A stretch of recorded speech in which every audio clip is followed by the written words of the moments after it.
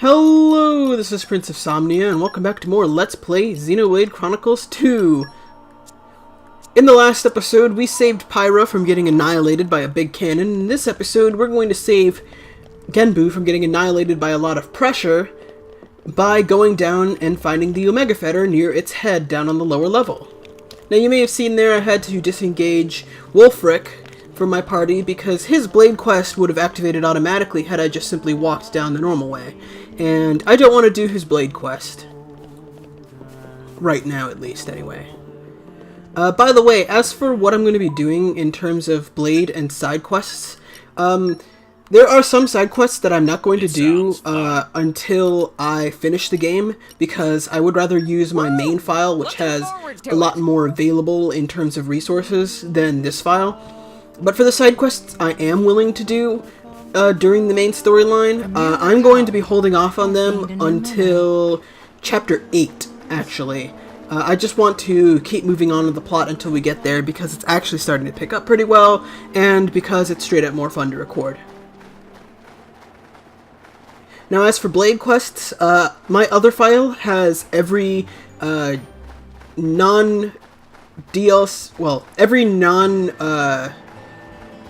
New Game Plus exclusive Rare Blade in the game, which basically amounts to all of the ones that have Blade quests. At least, if I recall correctly, those are the ones that have Blade quests. I don't know if the New Game Plus Blades have any side quests affiliated with them.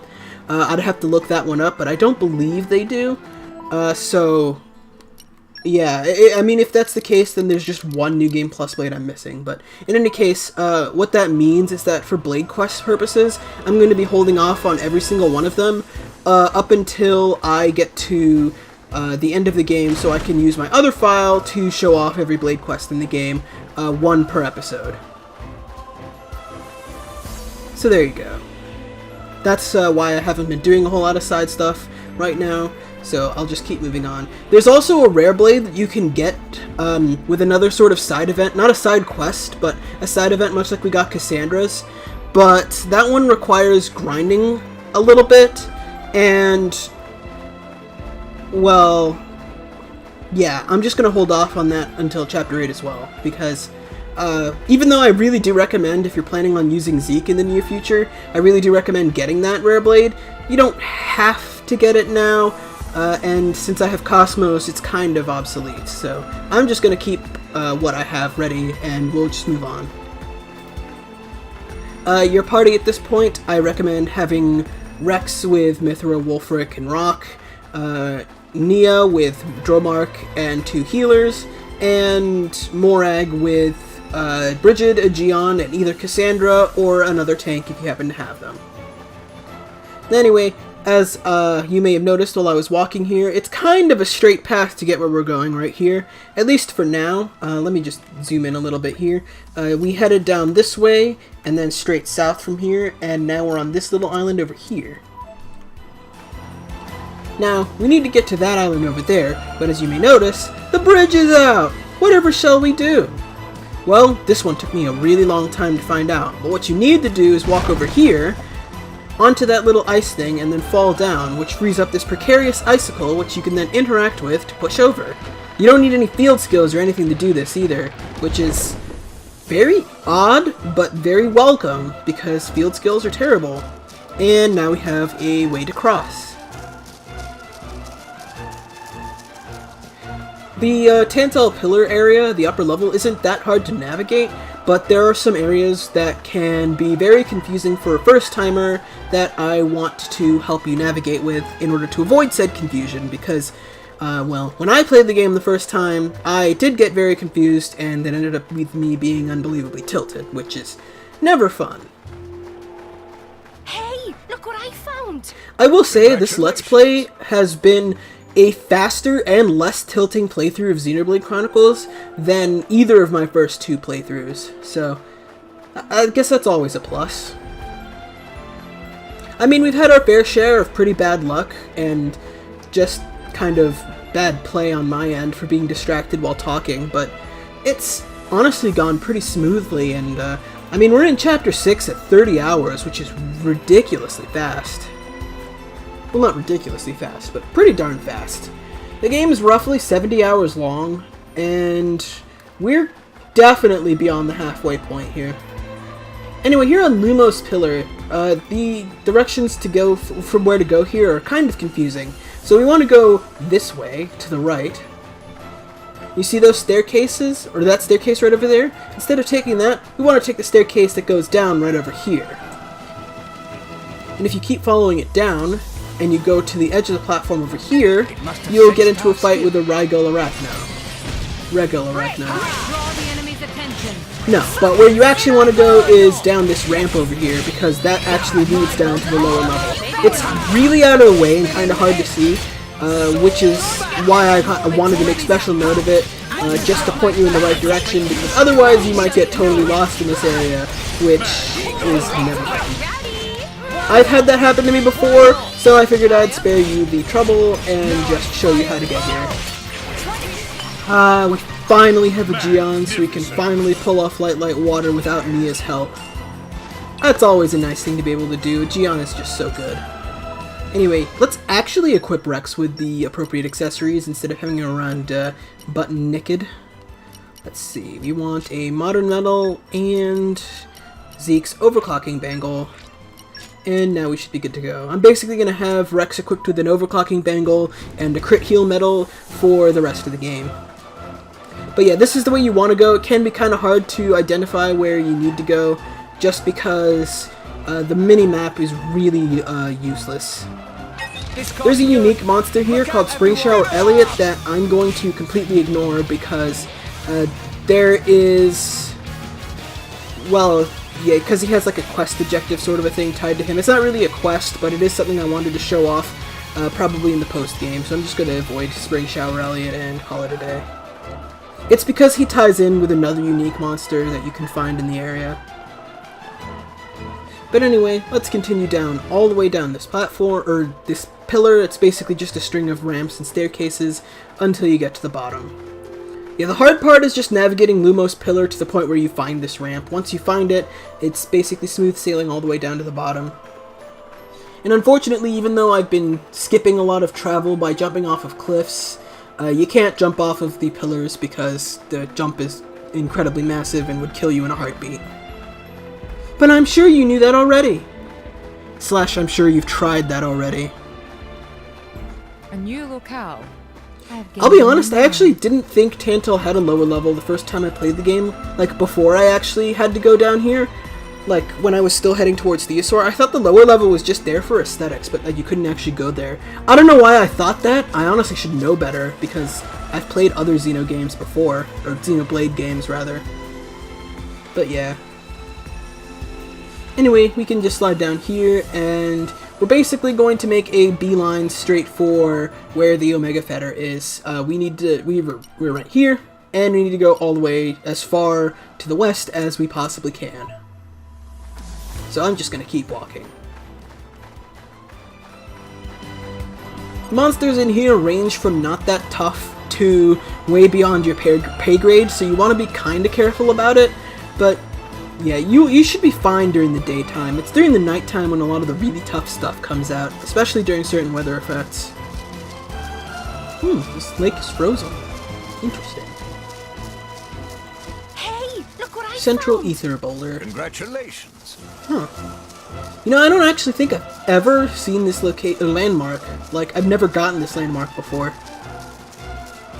That doesn't seem right, but I might be right about that one. I'm not sure.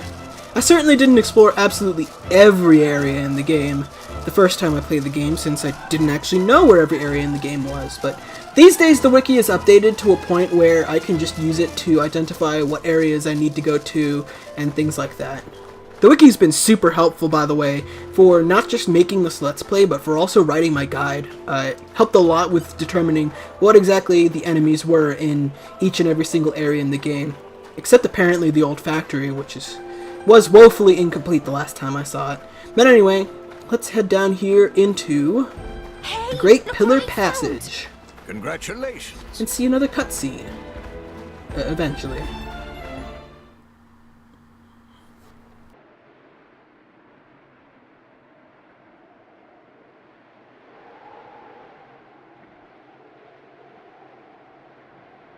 Lady Morag, You're making that face again. If you keep frowning like that, you'll get wrinkles. I just don't get it. Tantal was founded by the Counter-Adamites. Then, after the war, they closed themselves off. But the way the king was acting, I can't help feeling there's something more to it. What though? It was the Praetorium who sent us here on this mission. Why would he go to such lengths to reject it? It seemed almost like he wanted to cut ties with them.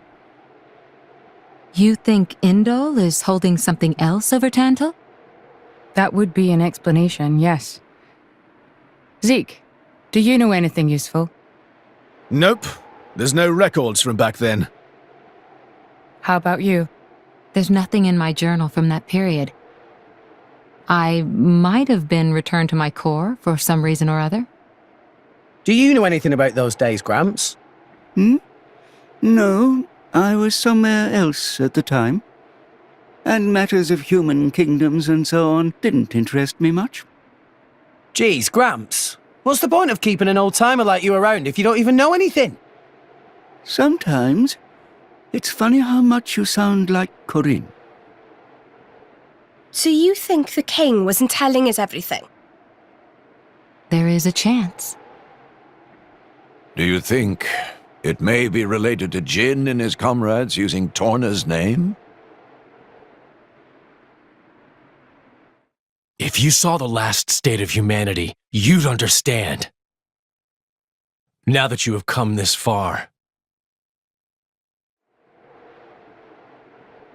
The last state? Hmm? Jin said something about the last state of humanity. I thought he meant like an evolution. You know, in the future. But maybe he meant the previous state of humanity. And that is the key to why they fight? If that is the case, perhaps I never should have been sealed away after all.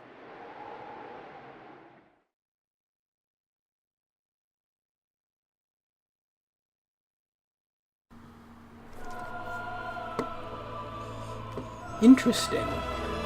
Well, from here on out, it's basically just a straight shot through to Genbu's head, so we'll just keep going on here.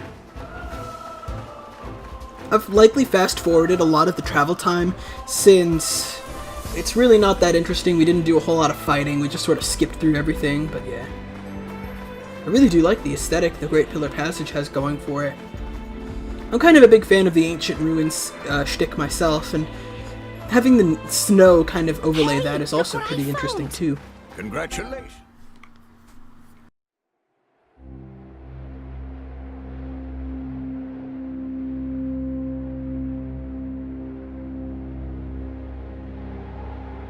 What is this place? A battleground from the Aegis War. There are many things here, I remember. The walls and floors are melted. Must have been a hell of a battle. Ophion isn't the only artifice. You've already seen one other, Siren, the one Mithra commands. But during the war, there were countless artifices, wielded by Malos.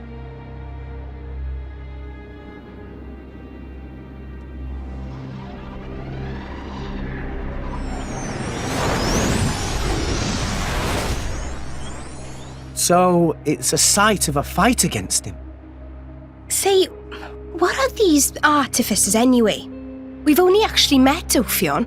We've never even seen Siren, just that light thing it shoots down.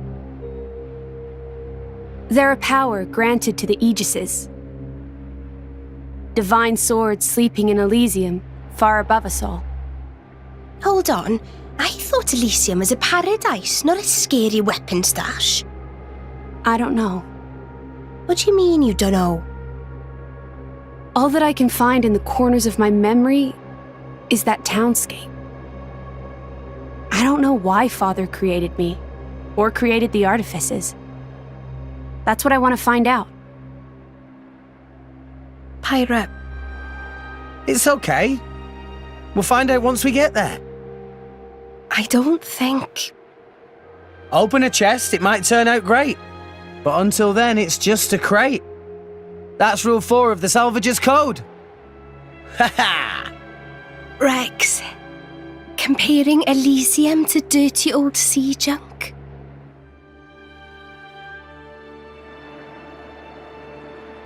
Oh, Rex. You and that Salvager's Code. You know, the Salvager's Code kind of sounded stupid to me the whole time. Like, just more of Rex's kind of weird stupidness. Up until I saw a Reddit post about how maybe the Salvager's Code is actually more so like a tool Salvagers use for the orphans they take in to, like, sort of teach them life lessons or something like that, and I don't know, hearing it that way kind of makes a lot of sense. It's a little more heartwarming when you think of it that way.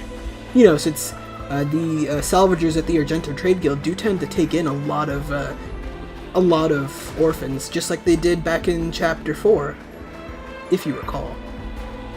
But anyway, we're just going to skip past all the enemies here because I don't care enough about them, and we're going to head all the way over this way towards the head of Genbu, where the Omega Fetter lies.